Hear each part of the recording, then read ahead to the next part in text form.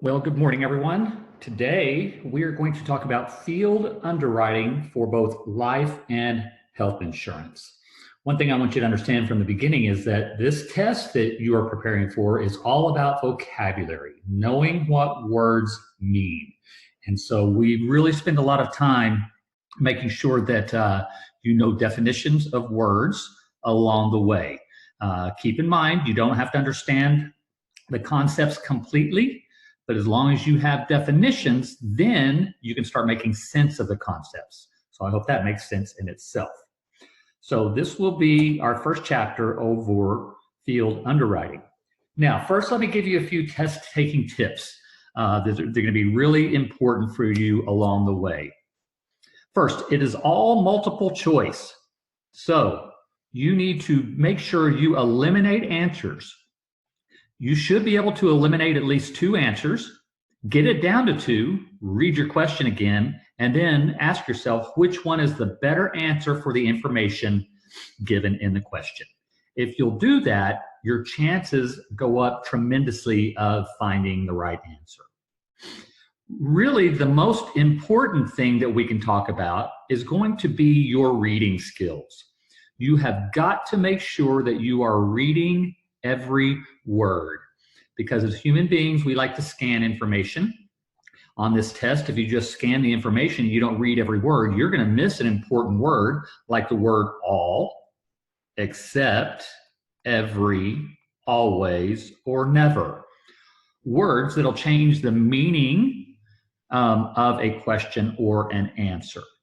And so very important that we work on your test-taking skills along the way. All right, so let's first go ahead and start with a test question for you. The question is, what is consideration on the part of the insured? And I have 3 answers for you here, A, B, or C. So you just need to pick which answer do you think it is. Okay, so you should have your answer by now. Now let's talk about the question itself. In the question, what is consideration on the part of the insured? What word or words are going to be important? Well, hopefully you are saying the word consideration. Now, you need to know what that word means in the insurance world, because outside of the insurance world, it means I'm thinking about something, I'm being considerate, blah, blah, blah. Well, let me show you a quick video about the word consideration and see if this helps you find the correct answer along the way.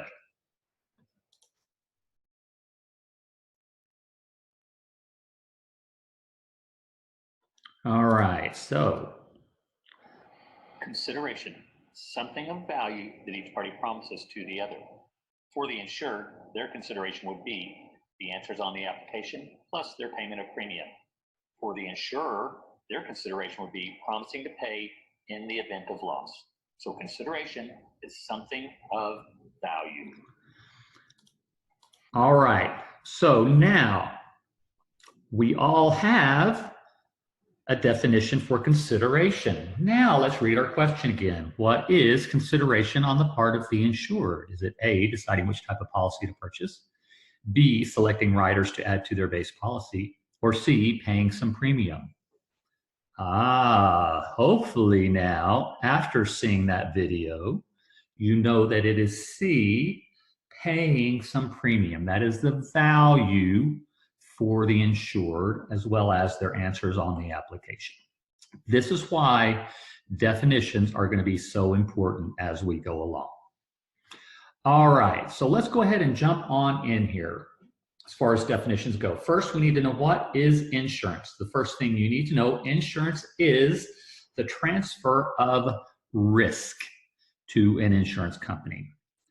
The whole reason there is an insurance mechanism is we are transferring the risk of a loss to the insurance company, whether that be like life insurance, health insurance, or possibly even car insurance. So let me show you a quick picture here. Car insurance. Now you might ask yourself, John, what is that?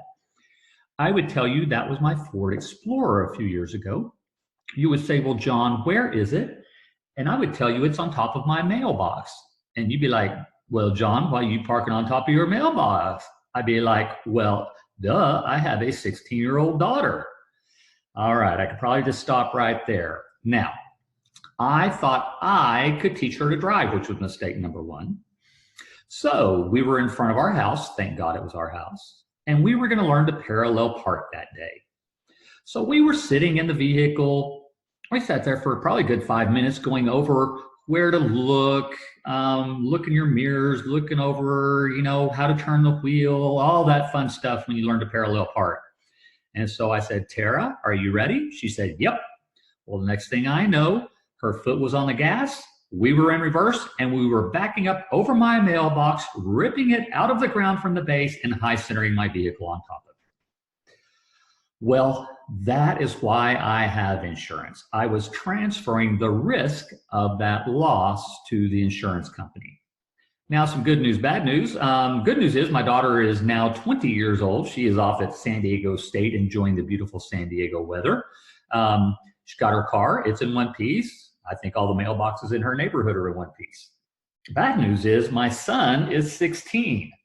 I know. Well, I've learned my lesson. I'm not teaching him how to drive. I'm letting somebody else do that. All right, but that's what insurance is all about. We're transferring the risk of a loss to an insurance company. Next, once you get licensed, there will be an agency contract between you and the insurer. That agency contract will spell out both of your duties. That agency contract contains what's known as the express authority. This term, express authority, you need to know for your test. That's what's written in the agency contract between you and the insurer. Next, you as an agent, you're also called a producer. You are the one that completes the applications. Next, the insurance company, another name for them is the principal. So if you see the word principal, they're talking about the insurer. Now with life insurance, there is a beneficiary. They are the one that receives the death benefit when the insured dies. There can be more than one beneficiary on a policy. There can be as many beneficiaries as somebody might want to name. But you do need to know right away that the beneficiary is not a party to the contract, which means they don't have any rights or privileges in the policy, and which means they do not have to sign the application. So that's an important concept, that the beneficiary does not have any rights and they do not have to sign the application. Next, we have the policy owner. Now, the policy owner has all of the rights and privileges in a policy. And so let me show you a quick video about the policy owner here.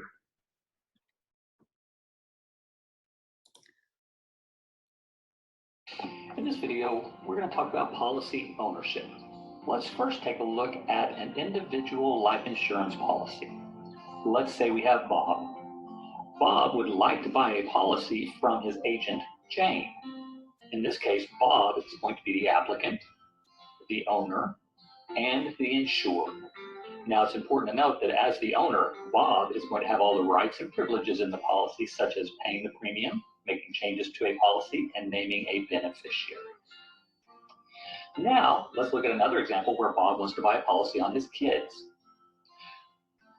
In this one, Bob, who is the parent, Jane, who is the agent.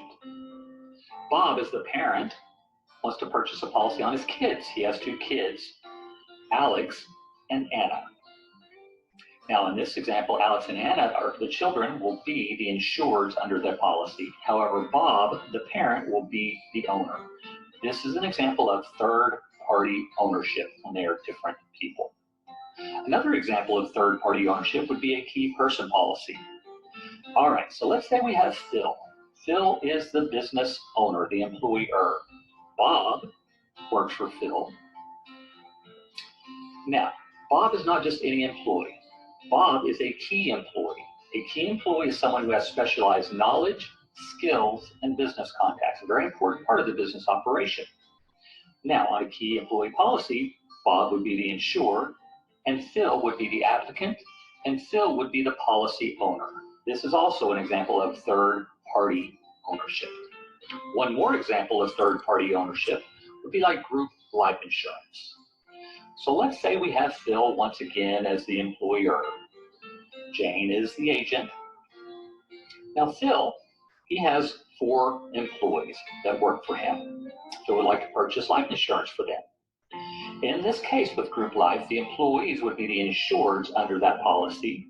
However, Phil would be the applicant and he would be the owner. This is also an example of third-party ownership. Now, it's important to note in this example that since Phil, the employer, is the owner, he gets a master policy.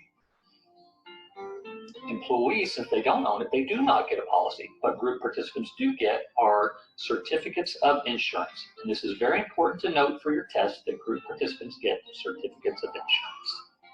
Thanks for watching, and we'll see you soon.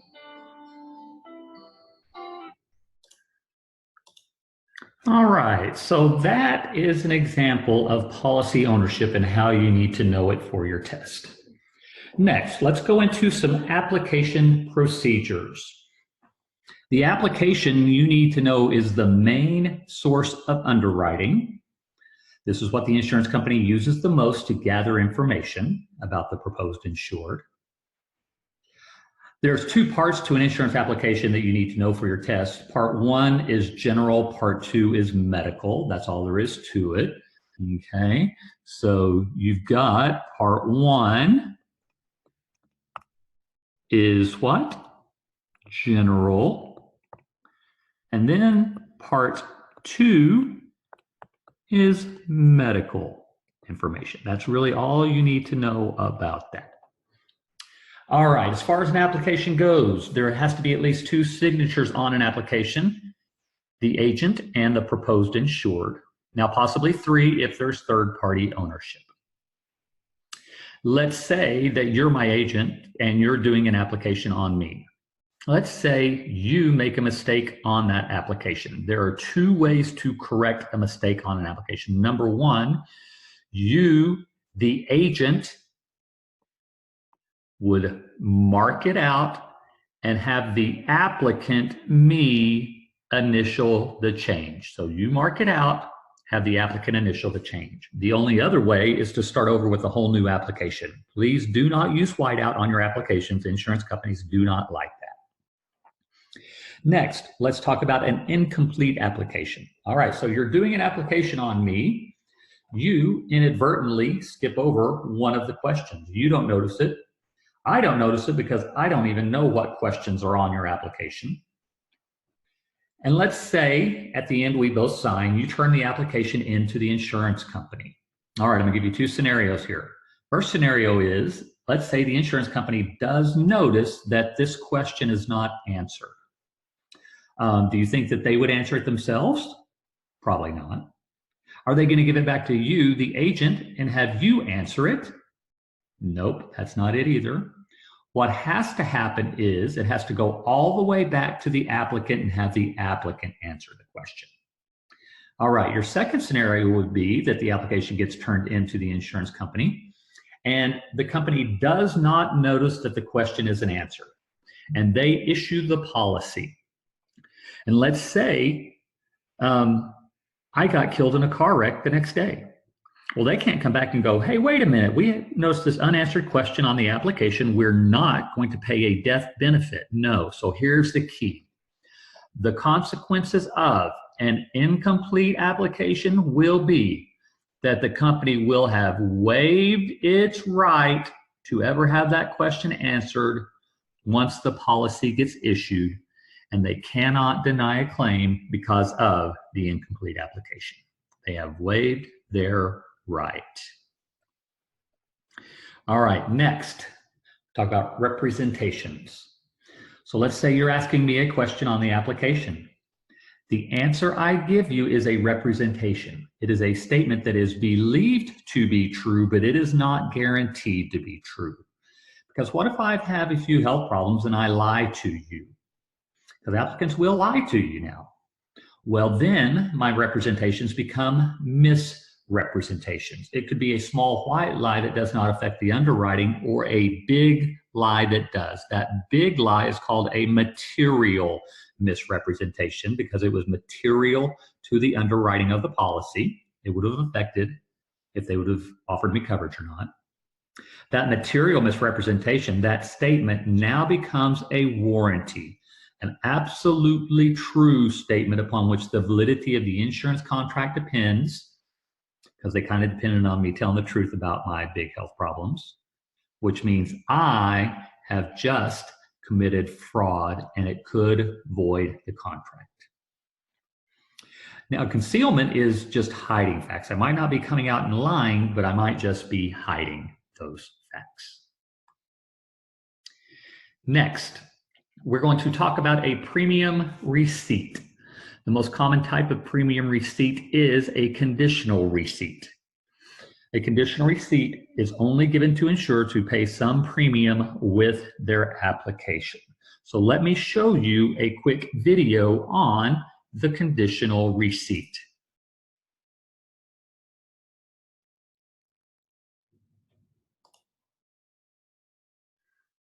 In this video, we will talk about conditional receipts. A conditional receipt is only given to insureds who pay some premium with their application.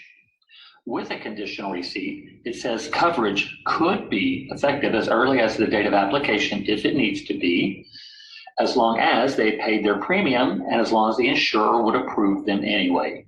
It is intended to provide coverage on a date earlier than the date of the issuance of the policy. So let's take a look at a scenario here. We have Bob. Bob is the agent. Bob is completing an application on Jane. Jane is going to be the proposed insured. At the end of the application process, they both sign. Jane gives Bob a check for at least the first month's premium. In return, Bob gives Jane a conditional receipt. Remember, the conditional receipt. The whole purpose behind a conditional receipt at this point says that coverage could be effective as early as the date of application if it needs to be, as long as she's paid that premium and as long as the company would approve her anyway. So let's look at the scenario. Jane is driving down the road with a leisurely Sunday drive, and all of a sudden, bam, here comes this deer out in front of her and kills her. Well, the insurance company, they haven't completed underwriting her policy. Underwriting would continue as long as they would have approved her anyway, and as long as she had paid that premium, then they would pay a death benefit to her beneficiary. Now, what if, however, Jane had said, you know what, I'm not going to give my hard-earned money just yet, which she didn't have to do, and she got killed in a car wreck. Would they pay a death benefit? No. So here's the key on the test, as well as in life, ladies. It's all about the money. Did money exchange hands to know whether there could be coverage in effect? Remember, no money, no coverage. So another example, on the effective date of coverage, when there's a conditional receipt, effective date will either be the date of the application or the date of the medical exam, whichever occurs last. So let's take a look at some timelines here and some examples for you. Jane completed her application on January 5th and paid her initial premium. Bob gave her a conditional receipt. 2 days later, Bob turned the application into the insurance company. A week later, they issued her policy. A week later, Bob delivers her policy. Now, what is the effective date of coverage? Well, your options are either A, the date of the medical exam, B, date of policy approval, C, date of application, or D, date of policy delivery. What do you think? Hopefully you picked C, date of application. All right, here's scenario number 2 for you. January 5th, Jane completes her application, pays her premium. Bob gives her a conditional receipt. 2 days later, he turns the application into the insurance company. A week later, Jane has a paramedical exam. This is where a nurse comes out, draws her blood, and asks her more medical questions. A week later, they issue Jane's policy. A week later, Bob delivers that policy. What's the effective date of coverage? All right, so the effective date of coverage is either going to be A, date of medical exam, B, date of policy approval, C, date of application, or D, date of policy delivery. Hopefully you pick A, date of medical exam. Very good. All right, let me give you another one on the conditional receipt. January 5th, completed the application, but Jane said, I'm not going to give you my hard-earned money just yet. Bob said, no problem, you don't have to. 2 days later, turn the application into the insurance company. A week later, they issue Jane's policy. A week later, Bob delivers that policy. Now we need to know what's the effective date of coverage. So the effective date of coverage will either be A, date of medical exam, B, date of policy approval, C, date of application, or D, date of policy delivery. Hopefully you pick D, date of policy delivery. But here's things that have to happen on policy delivery. The agent always delivers the policy, has to have Jane sign a statement of good health stating her health hasn't changed. And the agent has to collect at least the first month's premium, and that's when coverage goes into effect. All right, I got more for you here, another timeline. Here we go, January 5th, Jane completes the application, pays her initial premium. Bob gives her a conditional receipt. 2 days later, he turns the application into the insurance company. A week later, Jane has a paramedical exam where a nurse comes out, draws her blood. Now, the results of this paramedical exam showed Jane had nicotine in her system. Evidently, Jane likes to smoke a little bit. On her application, Jane said she was a non-smoker, but evidently, she likes to smoke pipes. All right, let's stop right there. Is the insurance company just going to decline Jane altogether because she's a smoker right now? Well, no. What they're going to do is they're going to rate her up. We'll talk more about that later on. So let's start over with our timeline. Jane paid her premium. Bob gave her a conditional receipt. 2 days later, he turns the application into the insurance company. A week later, Jane has her paramedical exam. Nurse comes out, draws her blood. Remember, the results showed that Jane had nicotine in her system. Jane is a pipe smoker. She doesn't really like cigarettes, I guess. A week later, they issue her policy. A week later, Bob delivers her policy.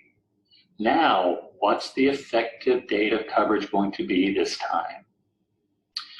Your options are for the effective date either going to be A, date of medical exam, B, date of policy approval, C, date of application, or D, date of policy delivery. What do you think? Hopefully you pick D, date of policy delivery. And here's the things that have to happen. Remember, the agent always delivers the policy, has to have Jane sign a statement of good health, has to have Jane sign the amendment saying, okay, I agree to pay more money, and then collect that extra money, and that's when the coverage goes into effect. So that is your conditional receipt. Only given to insureds who pay premium with their application. We'll see you on the next video. All right, so there is your conditional receipt. Hopefully that was helpful. Next, let's look at some disclosures at the point of sale. First, there are disclosure statements. Disclosure statements help applicants make more informed and educated decisions about their choice of insurance. Disclosure statement could be anything kind of like a buyer's guide that we're going to talk about in a minute. Next, there's a disclosure authorization notice, which states the insurer's practice regarding the collection and use of personal information. The insurer just needs to know that their personal information is being gathered and then how can it be used, and just for underwriting purposes only. Next, HIV testing. Now, HIV testing, it's not against the law to do HIV testing.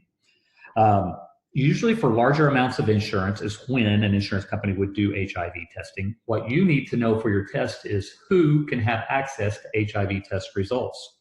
Well, if I'm the insured, I can. My doctor can. The insurance company can, and then the Department of Health and Human Services can. But I really want you to know who cannot have access, and that's why it's in your book, is anybody not involved in the underwriting process like other insurers. So other insurance companies cannot have access to HIV test results. Next, we have a buyer's guide. A buyer's guide is generic information. Explains how a buyer should go about choosing the amount and type of insurance to buy. A policy summary, which is going to be specific to a policy being issued. It will describe the features and elements of that policy. That could be anything like a brochure or possibly an illustration used in the sale of a permanent policy. Next, we have the USA Patriot Act and anti-money laundering. After September 11th, 2001, Congress passed the Patriot Act. All financial institutions are subject to the Patriot Act, and since insurance companies take in premiums, they are considered a financial institution. So usually for any transactions in excess of $5,000, if the insurance company feels that transaction may be for an unlawful purpose, like they're being used to launder that money in any way, they would have to file what's called a suspicious activity report, or SAR. All you need to know for your test is that suspicious activity reports have to be filed within a certain number of days, and you need to know that number, 30 days. But make sure you know these other words also. 30 days of initial discovery. Because if this one question comes up on your test, there will be two answers with 30 days in them. I need you to pick the one that says initial discovery. Let's move on to underwriting. Underwriting is the risk classification process. This is where an insurance company decides who they're going to do business with and how much they're going to charge them. That's why they have underwriters. The first thing an underwriter looks for when an application comes in is insurable interest. Now, insurable interest is where the policy owner must face the possibility of losing money or something of value in the event of loss. Insurable interest must exist between the policy owner and the insured at the time of application. However, it does not have to exist whenever a death benefit becomes payable. So this is important that you know that insurable interest has to exist between the policy owner and the insured, which means who has nothing to do with insurable interest.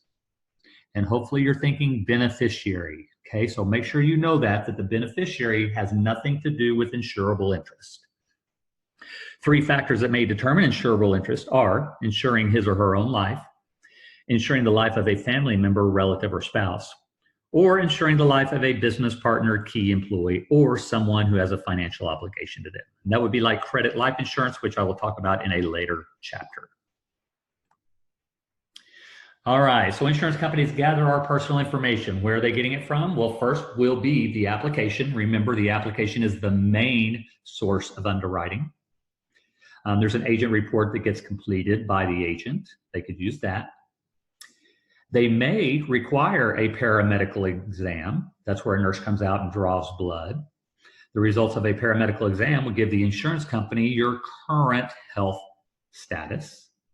They may order your doctor records. That's called an attending physician statement. Or an APS, if they order your doctor records, that's going to give them your past health information. So make sure you know that paramedical exam is current health, where attending physician statement is past health.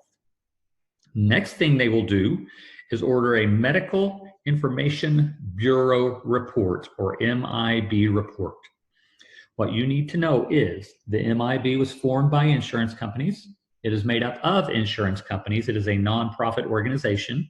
That's where all of our information is kept. Anytime we apply for insurance, our applications are kept there. And anytime we use our insurance, the information is kept at the MIB.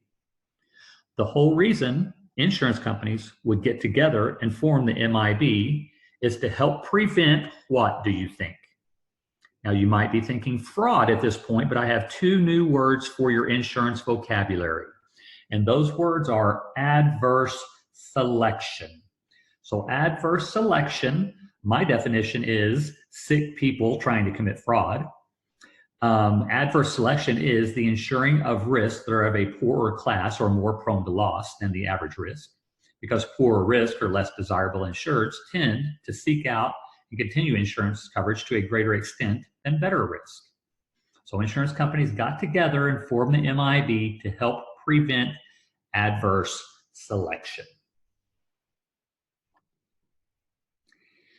Next, where they're going to gather some information are from some inspection reports. There are two we need to know for our test. First, there are consumer reports. Now, consumer reports are any written or oral information concerning a consumer's credit, character, reputation, and habits.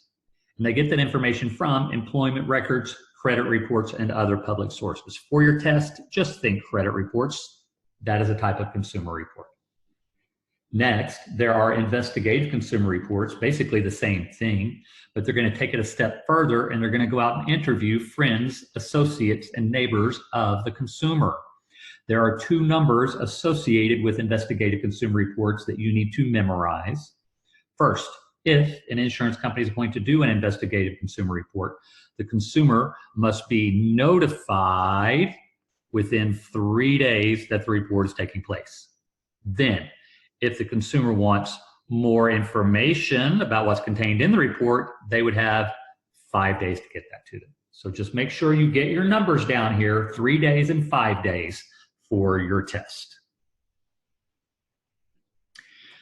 Next, we have the Fair Credit Reporting Act. This is federal legislation. It established procedures that consumer reporting agencies must follow to ensure that records are confidential, accurate, relevant, and properly used. Also ensures against the circulation of inaccurate or obsolete information. That's why things have to fall off your credit report after a certain number of years because of the Fair Credit Reporting Act. Now, if you get declined because of information from one of your consumer reports, like a credit report, for instance, you don't go to the insurance company to dispute that information. You have to go to the reporting agency like Experian or Equifax. So you don't go to the insurance company, you go to the reporting agency to dispute any information. And then the maximum fine for violating the Fair Credit Reporting Act that you need to know for your test, and this is for the Experians of the world, is $2,500 for violating the Fair Credit Reporting Act. So make sure you know that number on Fair Credit Reporting Act, $2,500. Okay, now let's go on to insurance companies that have gathered all your personal information. Now they're going to classify you. What type of risk are you to them? For your test, there are 4 categories. You're either a standard risk. A standard risk represents the majority of the people in your same class. For me, it'd be males, age, height, weight, avocation, occupation. Covered at a standard rate. That's going to be the majority. Now, if I have a few health problems, like some high blood pressure or some diabetes, then I become a substandard. So sub means below standard. If I am a substandard risk, that means that the insurance company is going to rate me up. Remember back on our conditional receipt, if they rate me up because I was a smoker, or we had Jane who smoked pipes, she is a substandard risk. She's going to get rated up, which means they are issuing her policy with an amendment. Another name for that amendment is counteroffer. They come back with a counteroffer, which means that the agent delivers the policy, which means that the agent has to have Jane sign a statement of good health, has to have her sign the amendment saying that she understands she's going to be paying more money, and then collect that extra money, and only then would coverage go into effect. Now, if you don't have any health problems at all and actually live a very healthy lifestyle, then you become a preferred risk to an insurance company. As a preferred risk, you actually pay a lower premium than a standard risk. Or you might have so many problems they could just decline you altogether. So those are your 4 categories of risk for your test. These next 2 policies are both really illegal. The first is called a stranger originated life insurance policy, or a STOLI, and that is not vodka, people. A STOLI is where a person purchases a policy on somebody they don't know, a stranger, with the intent of selling it to a third party and profiting financially. Well, that doesn't sound very nice. Well, most states have outlawed this arrangement because it violates the concept of insurable interest. That person doesn't have insurable interest, they're just trying to make some money. Next is an investor-originated life insurance policy, or IOLI. Basically the same thing as a STOLI. You don't have to know the difference, but just know that it also violates the concept of insurable interest. So that's really all you need to know about these two policies, is they violate the concept of insurable interest. All right, we're on the home stretch here for this chapter. We're going to go into elements of a legal contract. We will use the acronym COAL, C-O-A-L. The first is the C here, which is consideration. Now, you learned in an earlier video, the word consideration means something of value that each party promises to the other. For the insured, their consideration or value is paying the premium, but also make sure you know it's the answers on the application. That's important, okay, because how they represent themselves. So both their premium and the answers on the application. Consideration on the part of the insurer is promising to pay in the event of loss. Next, we have offer, and we're going to do offer and acceptance at the same time. The first offer is made by the applicant by completing the application and paying some premium, making an offer to the insurance company. Acceptance would occur when an underwriter would approve that prepaid application. Next, we have legal purpose. Once you get licensed, please do not go out and write up policies on people that are underage, high, drunk, not mentally competent to understand the contract, or all the above. Okay, they must be of age, not high, not drunk, and they must be mentally competent to understand the contract, or it might not be considered legal in a court of law. And then for life insurance to be considered legal, these two elements have to be there. Both insurable interest, remember the policy owner has to have insurable interest in the insured, but then they also have to have the consent of the insured to take out the policy.